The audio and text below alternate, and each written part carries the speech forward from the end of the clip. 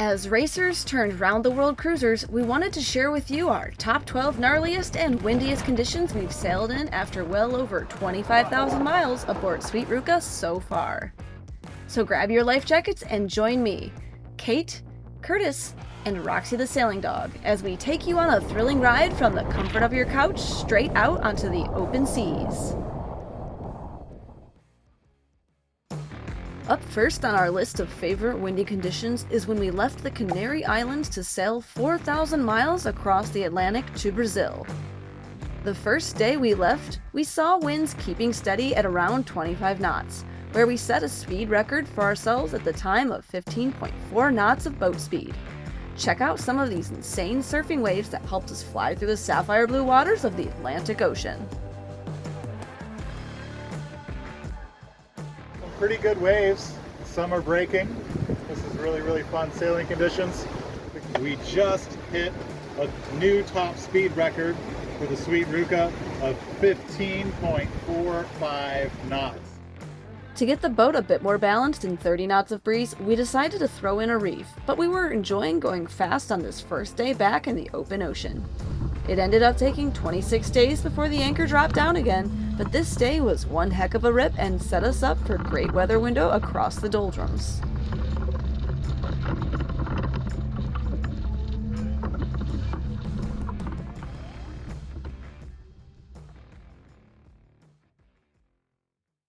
Next up on the list was the windy conditions from French Polynesia to American Samoa. We found ourselves with the mainsail down because of the previous no-wind conditions. With only one day to go, we decided to enjoy the downwind rip with only the headsail. I took my favorite spot behind the wheel and eventually helped Roxy brave the salty conditions up deck. Winds were again around 25 knots, a seemingly sweet spot for Sweet Ruka to show what she's made of regardless of the sail setup.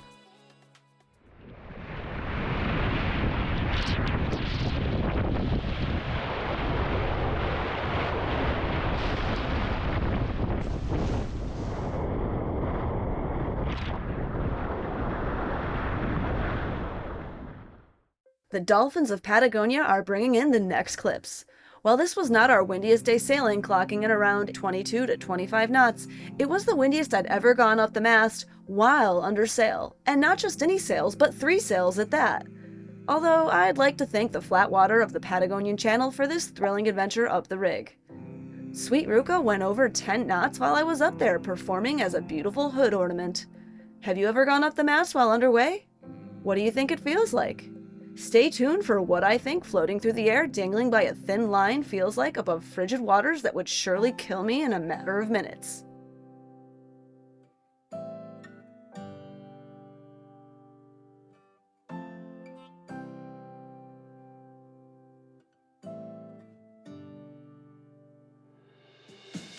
Riding up the mast is what I imagine sitting on the roof of a car feels like as it barrels down the expressway.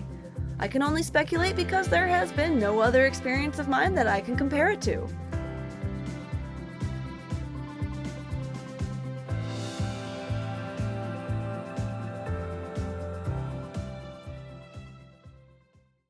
We sailed over 4,000 miles in 23 days from Algarrobo, Chile to Gambier, French Polynesia. And while Sweet Ruka is a fast boat, the speed of our journey can definitely be attributed to the consistent windy conditions we experienced along the way. Day 2 out of the open ocean. We are still seeing anywhere from 18 to over 30 knots, probably averaging around 25. You can see the sea state is still a bit of a washing machine. Not just big waves, but waves kind of from all directions. Luckily, we are sailing at an awesome wind angle, anywhere from about 130 to 140 true wind. And yeah, Curtis and I both got to hand steer a little bit today with the jib rolled all the way out, but as it's getting close to evening now, we've decided to put a few reefs in and sort of stable her out so that the autopilot can drive in these big waves and also with these big puffs. We've got our 3rd reef in the main, which is really more of like a 4th reef sort of storm setup, but we found last night that it was needed to get ourselves through these waves. And yeah, so that's the update. Conditions should stay similar like this through the night and into tomorrow. Taking a step back to some much older footage, we find ourselves with rare northwesterly winds in the Caribbean. The trade winds often blow east to west, making it difficult for travelers from the United States and the West Caribbean to make it to the Leeward Islands. So we took this rare weather window, big wind and all, to make a long jump from the Bahamas to the US Virgin Islands. With a few puffs from the 40s, it was the most wind I'd remember seeing on Sweet Ruka while underway, and the combination of mixed seas from the Gulf Stream contributed to some seasickness from myself. However, after 2 days of those conditions, we were grateful to have a quick trip.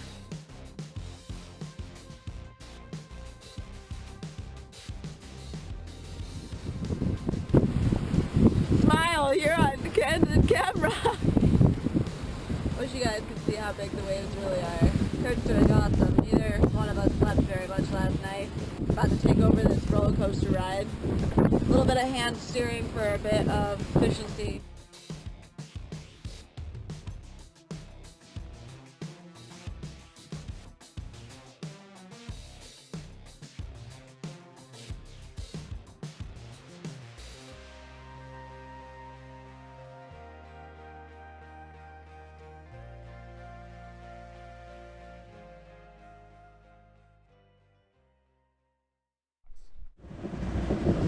"31 knots. Look at this." This next footage doesn't come from being underway, but a night at anchor that I'll never forget. A huge storm in Ilhabela, Brazil was expected to hit the island, so we anchored our boat away from the moorings and marina in sand, where we thought it might be safer to ride out the impending wind. Lightning and downed trees took out power to the island, and multiple boats broke their moorings and were drifting in our direction. We stayed up throughout the night as though we were on shift, as Sweet Ruka was getting pounded side to side by the steep waves that had built up down the channel. We hate having our instruments on with all this lightning, but I really wanted to know where we're at in the darkness, because when it's blowing 45 like that, you can't really see, so you've just got to grab a compass heading. We've got a catamaran that's drifting down on us. They're headed at us. They were 500 feet, they're now 200 feet, so we're keeping a really close eye on them. We've received word that some other boats in another anchorage, a lot of them actually broke their moorings and are drifting down this channel now. So there's the potential for a collision, even though we're here safe at anchor.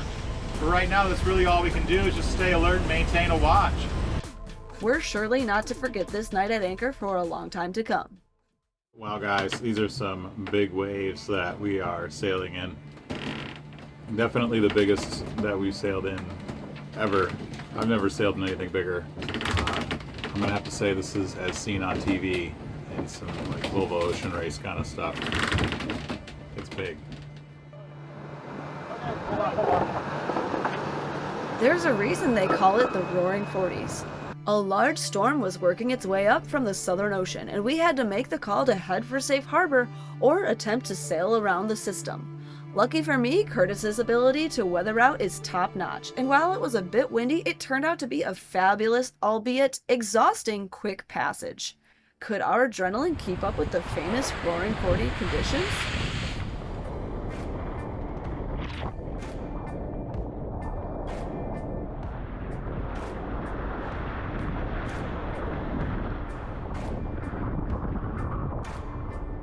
All right, we're finally moving back along here. We've been running downwind for the last few days in big conditions as you've seen. But then it's basically an abrupt wind shift where we're running into a whole different weather pattern, and we need to go upwind. So for that, we decided to use our staysail and our full mainsail rather than our jib and a reefed main. The reason is because our staysail sheets inboard a little bit further and allows us to point up a little bit higher. And having the full main gives us really good power to kind of go through the waves, because our main's just a little bit baggy. So it actually works out pretty good. That's all I got to say about that. We did it. Nobody died. Boat's still in one piece. Nothing's ripped or torn.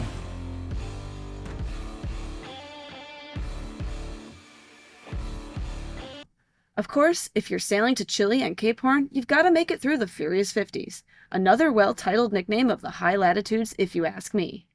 Our 1,300-mile trip continued with speeds consistently in the 8 to 11 knot range, slowing the boat down from the previous 13 to 15 knots of boat speed that was causing us to launch off of waves. We also needed to time up the weather window with our entrance to the dreaded Le Maire Straits, which has been reported to have up to 30-foot standing waves and overfalls. The journey hit us with a multitude of wind directions as we were no longer sailing the milk run of the trade winds.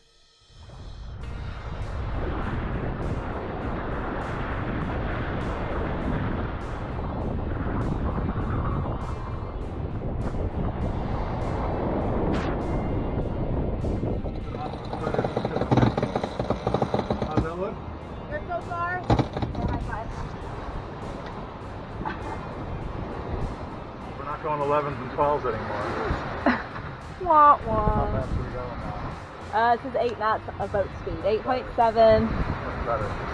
8.9, 9.1. Rarely do I say slower is better, but in this situation, we got to meet that current window. Slower is better, especially with these giant waves.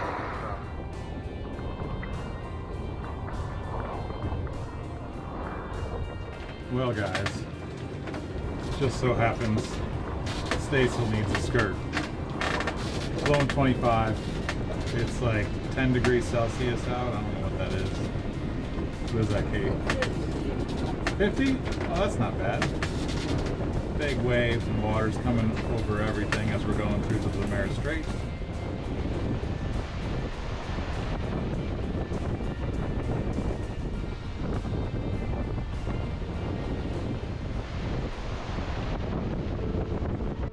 It always pains the old schooler sailor in Curtis when we don't have the sails up. But in Patagonia, sometimes you need to make a weather window as fuel stops and provisioning are few and far between. So, to make forward progress, we found ourselves in 40-knot headwinds that quickly turned into a full-on blizzard. After spending so much time in the Caribbean and the hot temperatures of Brazil, we weren't in Kansas anymore. Welcome to the Beagle channel, this weather seemed to say. Okay, so a lot of you at home might think that you guys are crazy going out in this. Why aren't you just sitting at an anchorage and just waiting this one out?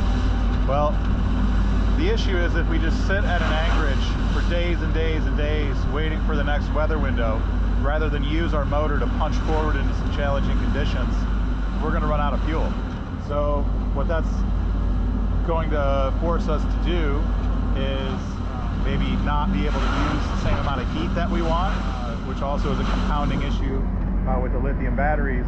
We don't heat them, we can't charge them. So we've got to keep the boat warm in this cold weather.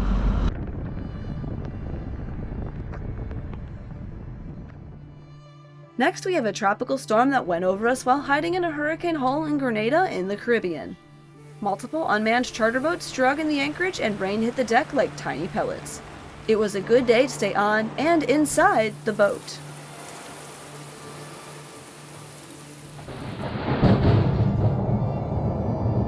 That was a close one. Oh yeah. Oh boy.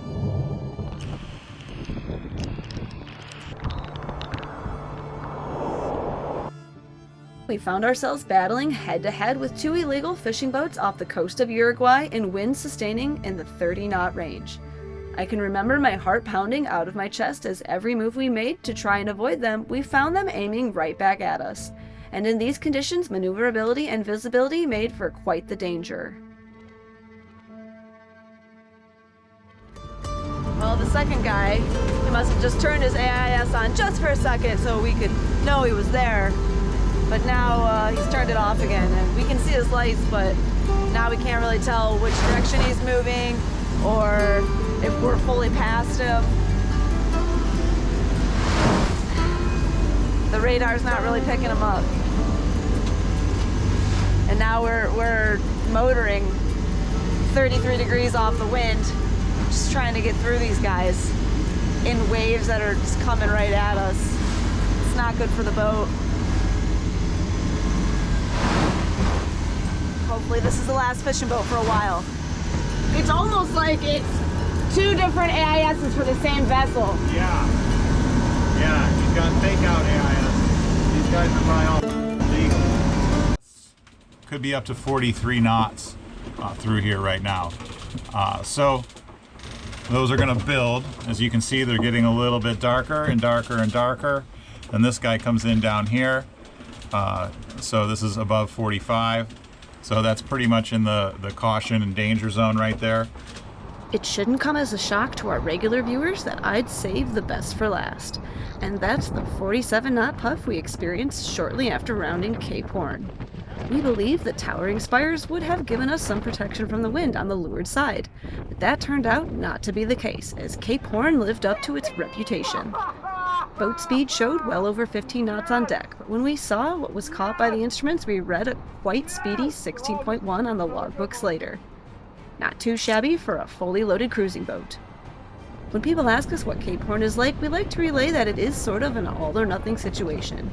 You're either getting eerily dead calm conditions or crazy wind that seem unforgiving, but in either case, the current and tall stacking waves never cease to amaze you.